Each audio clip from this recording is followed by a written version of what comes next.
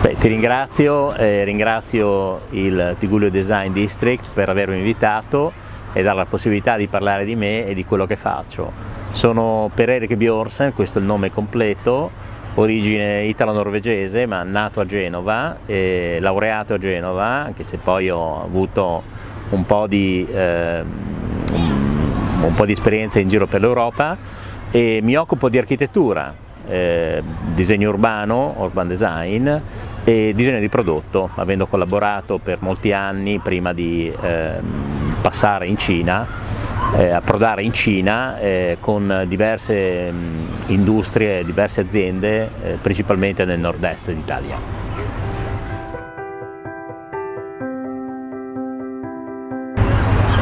La mia esperienza è cinese, perché in Cina mi trovo ormai da quasi 17 anni, è stata ed è tuttora molto intensa. Sono approdato in Cina casualmente insieme ad un amico ingegnere con il quale avevamo lui ingegnerizzato, io disegnato un monitor ultrapiatto nel 1996, forse il primo esempio. Comunque siamo arrivati qua invitati da un amico taiwanese che aveva fornito gli schermi e scoprendo un mondo particolarmente interessante dal mio punto di vista, visto e considerato che allora mi occupavo quasi esclusivamente di disegno industriale. Avevo riscontrato una scarsa attenzione e una perdita di curiosità del mercato industriale italiano. Ci si basava molto sui nomi ricorrenti e famosi di design di prodotto eccellenti, ma sempre gli stessi, e in realtà il mercato si stava affievolendo dal mio punto di vista ed era poco interessante. Quindi quando sono arrivato qua in realtà non mi sono occupato subito di design di prodotto, perché insomma riuscivo a vivere abbastanza bene e ho girato molto la Cina, ho più che altro visitato molto le industrie, le aziende, per capire come queste lavorassero, e allora rispetto ad oggi la differenza era che c'era molta improvvisazione, si lanciavano molti sul mercato sia a produrre che a vendere. Diciamo che rispetto ad oggi c'è stato un salto impressionante sotto tutti i punti di vista. Che altro aggiungere? Il mio primo lavoro qui in Cina è stato un lavoro di architettura, è stata la ristrutturazione del primo hotel in Cina, qui a Shanghai, e ho aiutato a riscoprire le vecchie architetture, i vecchi interni, le vecchie strutture, cercando di applicare quelle che erano le mie conoscenze, trasportando sostanzialmente qui in Cina i concetti di recupero che sono molto noti da noi in Italia. Dopodiché mi sono occupato e continuo ad occuparmi di moltissime cose. Ho passato tantissimi anni a disegnare prodotti a stretto contatto con le aziende cinesi, riscontrando però nel momento in cui l'ho fatto io una scarsa propensione ad investire sul prodotto. Era molto più semplice, come del resto si evince, a produrre quello che era già in commercio, quindi a copiare, avendo così assicurata una vendita sul mercato e senza doversi inventare nulla, senza dover spendere tempo e denaro in quello che è il processo di elaborazione del progetto e del disegno prima di arrivare cioè dall'idea all'approdo sul mercato. Del resto la cosa che ho notato, le differenze che ho notato tra il mercato italiano e quello cinese, è, come dicevo prima, l'assoluta mancanza di curiosità. Nel mercato italiano l'architettura è un processo molto lungo, mentre invece il disegno industriale era molto abbreviato, era un rito abbreviato, anche se il termine non è appropriato, però era molto più interessante, molto più divertente, almeno per me, che ho bisogno sempre di nuovi stimoli, perché questo è il mio grosso problema, essere stimolato continuamente da nuove idee, da nuove cose. Io sono perennemente curioso e rimarrò tale fino alla mia morte, per cui è proprio nel mio DNA questa condizione, questa fame per la conoscenza. E quindi qui in Cina in realtà ho trovato pane per i miei denti, perché è una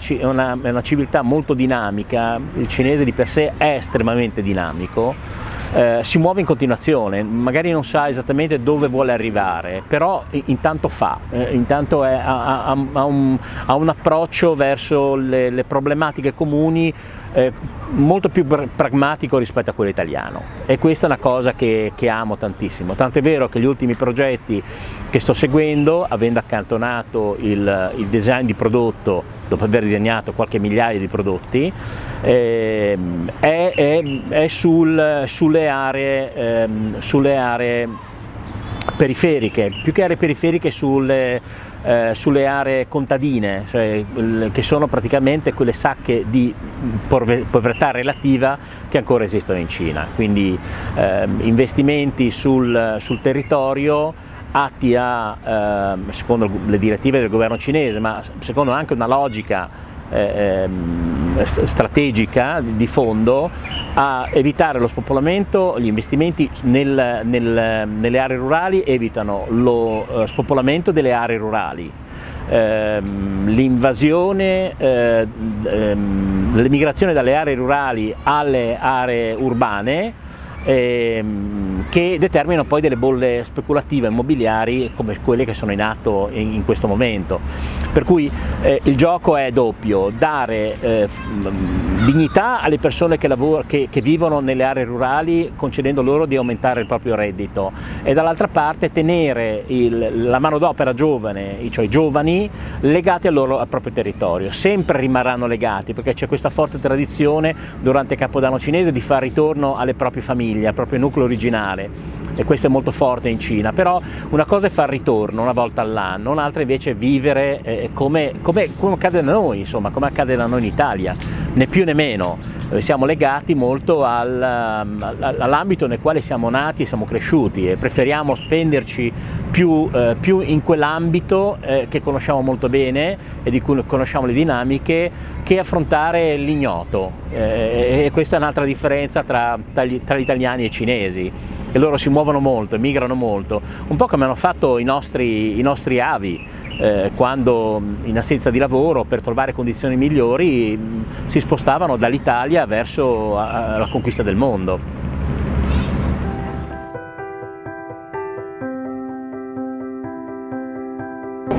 L'esperienza formativa è estremamente importante, non solo quella universitaria ma anche quella di tutti i giorni,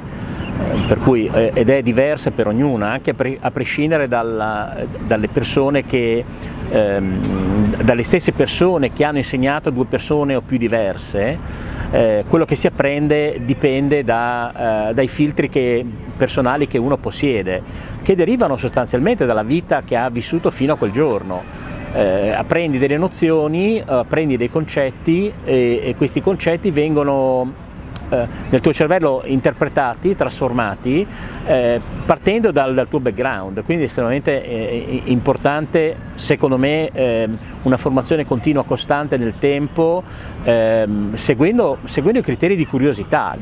di informazione. Questo è secondo me a prescindere. E quello che è accaduto con me, per esempio, un forte input mi è stato dato nel momento in cui all'Università di Genova ho incrociato De Carlo.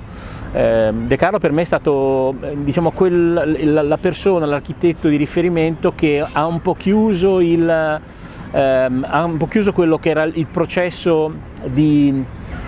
formazione, no? Dando un taglio ben preciso a quello che volevo fare poi, che avrei fatto poi in futuro. Intanto mi ha permesso di sviluppare sempre di più questo concetto che è nato in me di umiltà, perché non mi piace parlare delle cose che faccio, le faccio e basta. Nel momento in cui le ho fatte le dimentico, oppure le critico perché potevano essere fatte in miglior modo, in modo migliore. ed è estremamente interessante l'approccio all'architettura, l'approccio all'ambiente, non solo, che è un approccio sostanzialmente multidisciplinare, cioè diciamo che il disegno architettonico è l'ultima cosa, il disegno che può essere bello o brutto, è indipendente poi dalla riuscita del progetto, e questo io trovo estremamente interessante, perché su una stessa area ci possono essere 100, 1000 progetti diversi, visivamente o graficamente o architetturalmente parlando, però con un'estetica diversa, intendo, però solo alcuni funzioneranno per le qualità di interdisciplinarità che possiedono. Per cui qui in Cina in realtà è quello che appunto dicevo prima, è quello che sto facendo. In realtà sto applicando questo concetto, oltre a quello che mi è molto caro, che è del business, perché un altro aspetto appunto di vivere qua in Cina è che si è collegati, vengono fuori le qualità come dire, commerciali che uno, se uno le ha, che uno ha dentro, e queste associate all'architettura in realtà sono in grado di generare business, che è secondo me la chiave di lettura più interessante per una popolazione e per un luogo così com'è, ma non solo per qua, in realtà per molti altri luoghi, insomma, anche in Italia per esempio potrebbe essere legata a questo, cioè non si parla solo di disegno, ma si parla di quello che fai in relazione al contesto, e questo è estremamente interessante. Tant'è vero che sto utilizzando il recupero di aree non urbane, anzi di aree piuttosto remote, devo dire la verità, aree rurali, con piani di recupero che prevedono una parte di architettura ma una parte di sviluppo industriale, incentrata sui principi di economia circolare, di riuso, di ecosostenibilità, che diciamo che sono un po' alla moda, ma in realtà non sono mai state dimenticate nella cultura contadina. Anche da noi ci sono, in tutta Europa si praticano, se uno basta affacciarsi ad un campo, e vedere i contadini che cosa fanno, basta seguire quello che fanno, che è sempre fatto. Quella è economia circolare, è riuso, bisogna entrare in questi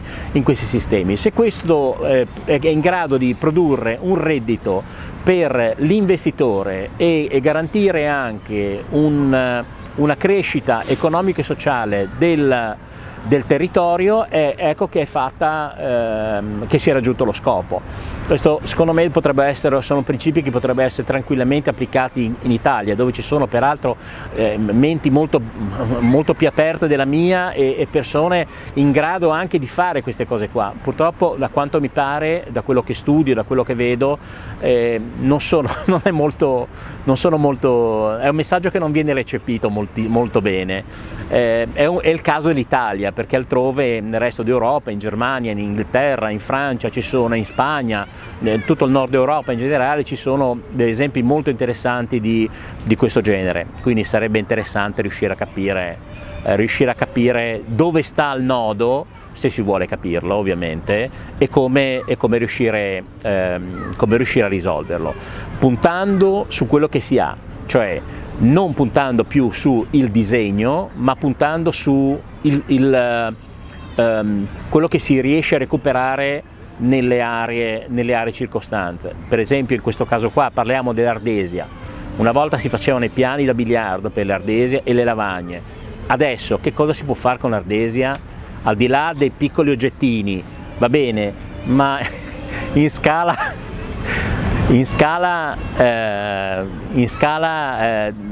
di un processo economico industriale, che cosa può avvenire? E sarebbe molto interessante poter iniziare a studiare e a capire quale sviluppo potrebbe avere.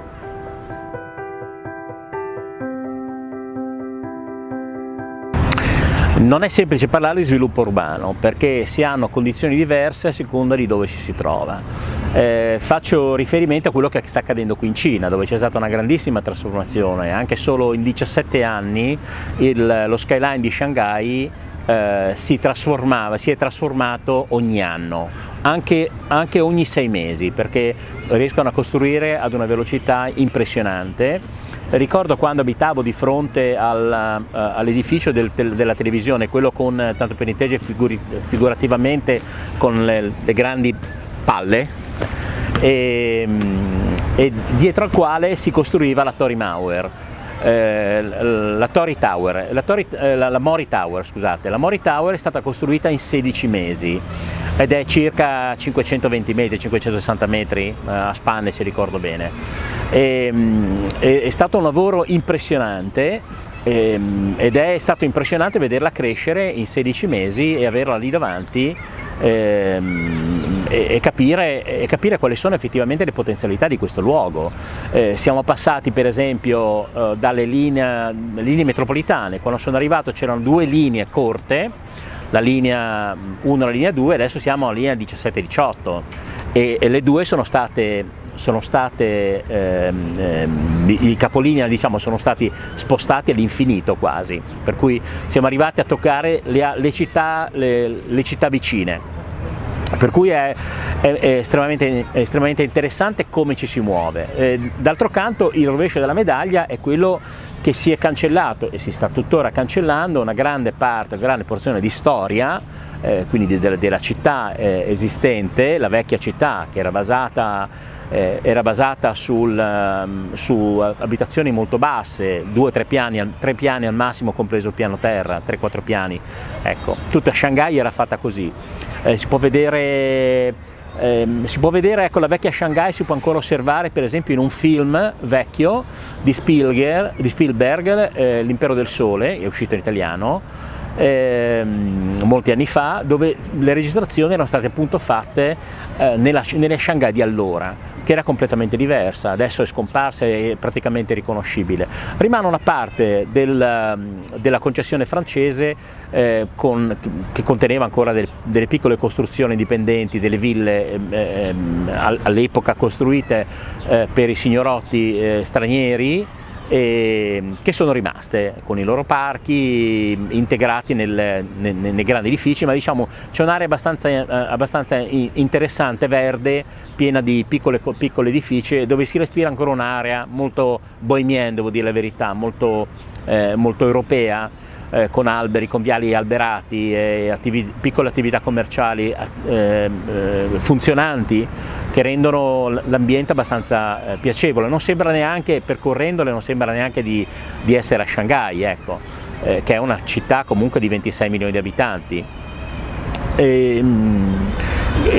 Cosa invece, quindi i pro e i contro sono il pro la velocità nell'esecuzione, il contro è nella cancellazione purtroppo di quello che è la memoria storica, ma fa parte di cambiamenti, perché anche da noi è accaduto. In passato avessimo cancellato con un colpo di spugna cose molto più preziose di queste qua, per delle soluzioni,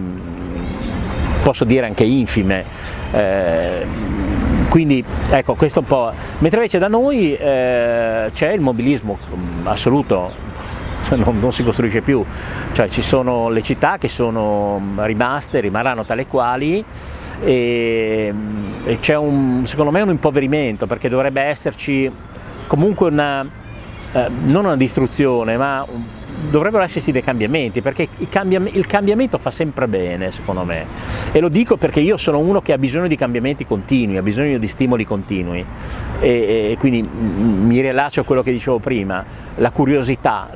porta ai cambiamenti. Mi sembra che questo desiderio si sia spento in Italia e non vedo più niente di interessante. Ci sono alcuni esempi, ma sono molto pochi rispetto a quelli che potrebbero esserci, e sono guidati e pilotati sempre dagli stessi e sempre realizzati dagli stessi, per cui ai tanti architetti che io anche conosco, molto bravi, molto capaci, rimane niente, rimangono le briciole, rimangono le poche cose da fare. Sarebbe estremamente interessante riuscire a capire cosa e come e dove poter agire. Questo è secondo me interessante, specialmente in ambiti molto piccoli come sono quelli del Tigullio, per esempio, dove ci sono delle città che vivono sul turismo e potrebbero riscoprire delle sacche di lavori alternativi, delle sacche di iniziative alternative che stanno immediatamente nell'entroterra, oppure che stanno in seno a queste. Quindi non solo avere queste cittadine che si popolano aumentando 5, anche 10 volte la popolazione residente durante il periodo estivo, e poi durante il periodo invernale accade niente e tirano la cinghia. Bisognerebbe dare un briciolo di contrario, cioè avere uno zoccolo duro che funziona tutto l'anno ed è attivo tutto l'anno, delle piccole produzioni, e poi durante il periodo estivo il boom turistico per le attività che sono basate e che sono stagionali, che sono basate sul turismo. Però ecco, questa cosa qui purtroppo è una di quelle, mi sfugge il termine, comunque è uno di quei processi che dovrebbero essere presi più a livello politico e ascoltando naturalmente la gente. Il problema è che si è smesso di ascoltare la gente, cosa che invece non accade qua, anche se potrebbe sembrare dall'esterno che le indicazioni arrivino solo dall'alto. In realtà arrivano dall'alto, ma ascoltando quello che accade localmente, per cui al malessere locale si pone rimedio in qualche modo, perché anche adesso le ultime iniziative che riguardano la concentrazione degli investimenti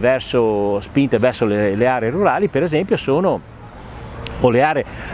diciamo più che aree rurali, aree depresse, cioè quelle nelle quali il reddito medio è inferiore rispetto a quello di molte altre,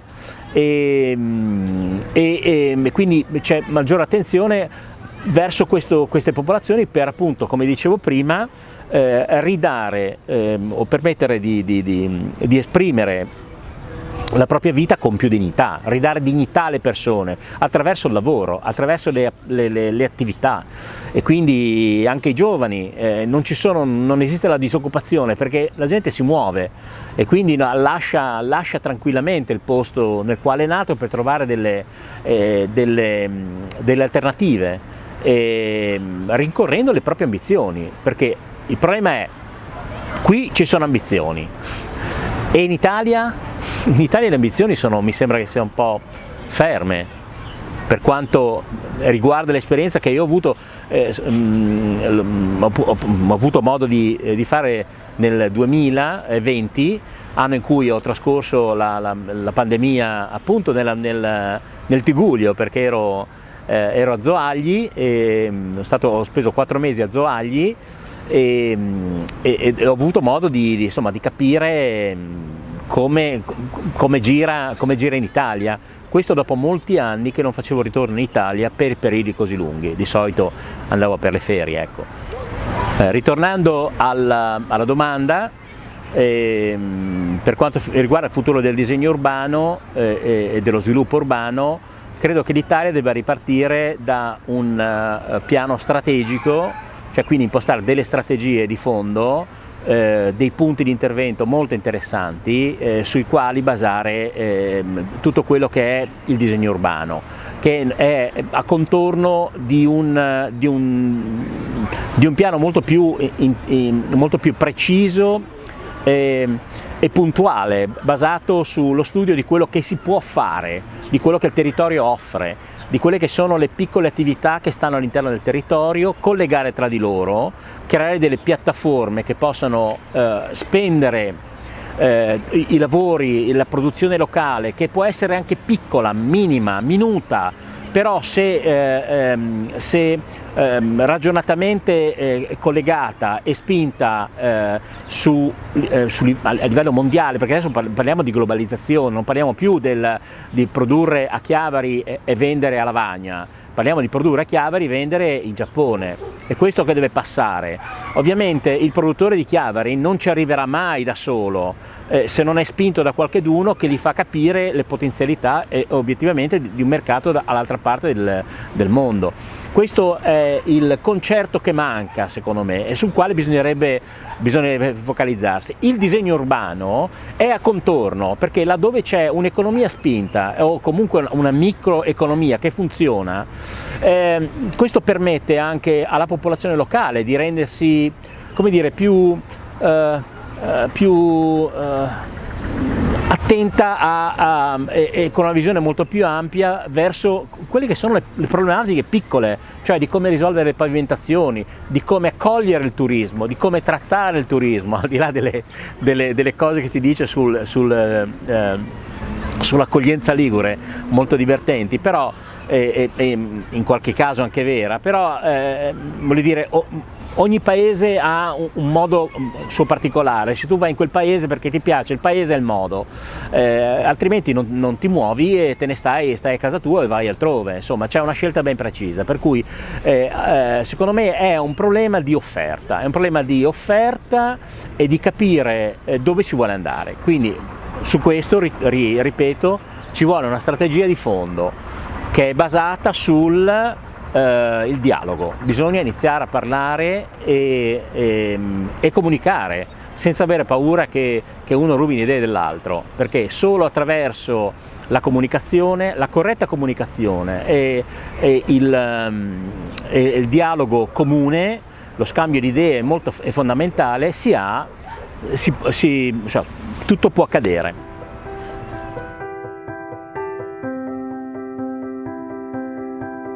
Allora, mi sono occupato di design per molto tempo e lo faccio tuttora, portando con me un piccolo blocchetto dove trascrivo e riporto tutte le idee che ho, che mi vengono casuali, perché le idee sono casuali, sono generate da stimoli e da quello che mi circonda sostanzialmente. Dove può andare, può essere il futuro del design? È difficile dirlo, perché si parla, per esempio, una linea potrebbe essere quello della ecosostenibilità. In realtà ci sono moltissimi prodotti ecosostenibili, oppure prodotti che per esempio che non facciano più uso di plastiche. È possibile, è una via, è una cosa che può accadere. Secondo me però bisognerebbe differenziare e fare, ricollegandomi a quello che dicevo io, essere legati al territorio dove si vive, dove si lavora, dove si opera, dove si è decisi di andare, di spendere la propria vita o una parte di essa, vedere cosa il luogo offre e lavorare su quello. Quello secondo me è il design, cioè è il lavoro su quello che hai sotto mano, e poi a questo puoi applicare qualunque tipo di cosa. Adesso le tecnologie si sono spinte oltre ogni immaginazione. Impossibile pensare a quello che sarebbe accaduto al design e alla tecnologia 20 anni fa o 30 anni fa, quando mi sono laureato io, per cui è estremamente difficile riuscire a fare dei pronostici. Perché abbiamo i telefonini di generazione impressionante, abbiamo l'iPhone, ormai è già vecchio di quasi 15 anni, però per esempio l'iPhone ha creato un cambio di rotta, ma non è l'unico, perché la tecnologia ha fatto passi da giganti. Quindi secondo me sarebbe interessante riuscire sempre a focalizzarsi su quello che sono gli aspetti culturali, tradizionali e dei prodotti che si riescono a recuperare in loco, e adesso applicare le tecnologie esistenti, semplicemente facendo un incrocio di dati, di input da diversi ambiti. È un gioco che io faccio spesso, ma se io ho una maniglia e poi ho una borraccetta, qual è la commistione, qual è il punto di arrivo? Beh, il punto di arrivo è che io prendo il meccanismo che utilizzo per aprire la porta e la inserisco all'interno di una borraccetta, ed ecco lì che ho automatizzato l'apertura di una borraccetta per l'acqua, ed è questo quello che ho sempre fatto. Per cui secondo me bisognerebbe lavorare molto su questo, cioè su dire: io ho, nel caso del Tigullio, la lavagna di prima, ho la lavagna, che cosa posso fare con questa pietra? Al di là del fatto che posso fare dei lavandini, posso fare dei portacarte, dei fermacarte, degli oggettini così, sì, e poi che cosa ci si può inventare? Sarebbe interessante indirizzare gli studi su questo, ma questo richiede una formazione specifica che deve partire dalle scuole sullo studio dei materiali, che è quello che manca. E quindi è questa disconnessione tra la realtà e le realtà produttive, cioè quello che il mondo vero offre e quello che viene insegnato. L'accademia non forma, e purtroppo ne parlavo con un amico, e il grosso problema è un grosso problema generazionale, perché una volta esistevano le piccole e medie aziende dove tu bussavi e il titolare era, se tu esprimevi una curiosità di vedere o comunque partecipare al loro sistema produttivo, ti aprivano le porte con grandi sorrisi, rispettavano, anzi erano contenti, felici di aprirti le porte, perché era una forma di rispetto nei loro confronti. Oggi queste realtà non esistono più. Per cui c'è uno scollamento completo, c'è anche la perdita di opportunità di vedere che cosa accade nell'industria, nella progettazione, nella realizzazione del prodotto, cosa che ai miei tempi, per esempio, era possibile. Io parlo, dopo laureato sono arrivato in Friuli e io bussavo alle aziende e chiedevo: posso vedere come stampate la plastica, come realizzate gli stampi di plastica, come tagliate i vetri? E ti aprivano le porte e ti facevano entrare e ti spiegavano anche, perché era esprimere fierezza, essere grati per l'interesse che tu provavi in quello che loro facevano, e ti vedevano come laureato, quindi un gradino più alto rispetto a loro, che erano anche titolari di azienda, però non erano laureati, perché allora era così, ci si inventava da poco, da niente, e quindi è questo quello che manca oggi, al giorno d'oggi, e questo io batto sempre il chiodo su questa roba qua. Cioè, nel caso di Lavagna, per esempio, bisognerebbe mandare i ragazzi a lavorare la pietra. Mi spiace dirlo, ma è quello che bisognerebbe fare, perché solo allora se ne inizierebbero a capire la fragilità, la durezza, la malleabilità, il lavoro che c'è dietro a un pezzo che è un pezzo di pietra, e che cosa è. Quindi verrebbero veramente le idee, con tutte le nozioni che si hanno ad oggi, in questo momento, di come riutilizzarla. E questo è il grande salto, ed è questo, secondo me, il futuro del design, dovrebbe essere il futuro del design.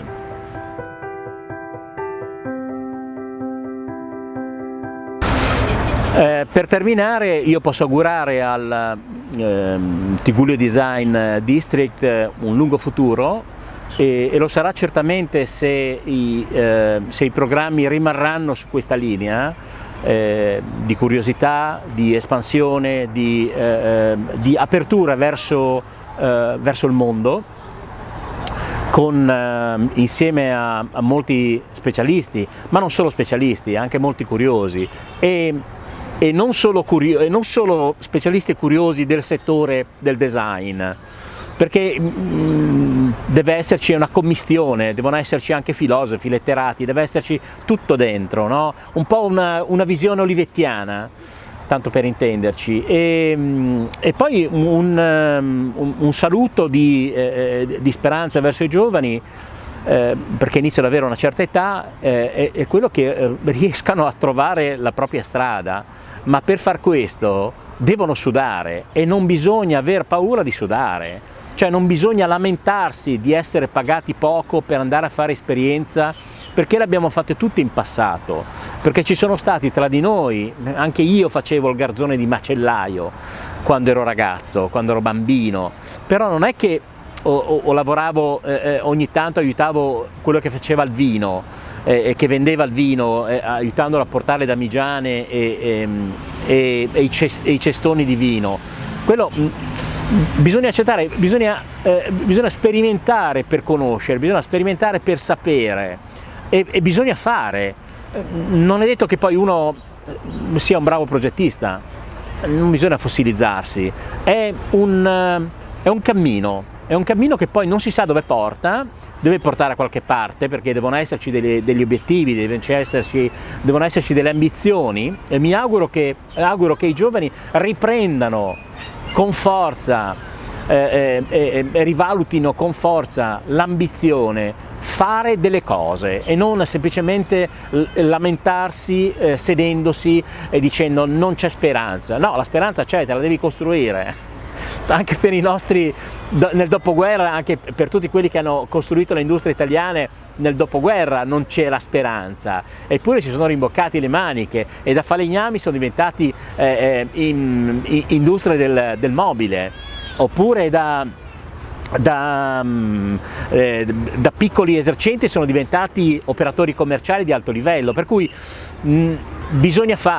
avere l'umiltà di accettare condizioni che non sono permanenti, che sono temporanee, con la coscienza che siano tali. Per cui questo è il mio più profondo augurio a tutti voi, e spero che questa pandemia passi e che ci sia la possibilità di vederci e parlarne a voce tutti insieme, e sarebbe estremamente interessante e importante il contatto diretto anche su contenuti più legati al territorio, cioè ricercando soluzioni e anche lavorando insieme su progetti comuni. Questo è l'augurio più grande che possa fare. Vi ringrazio dell'attenzione e vi auguro una buona giornata.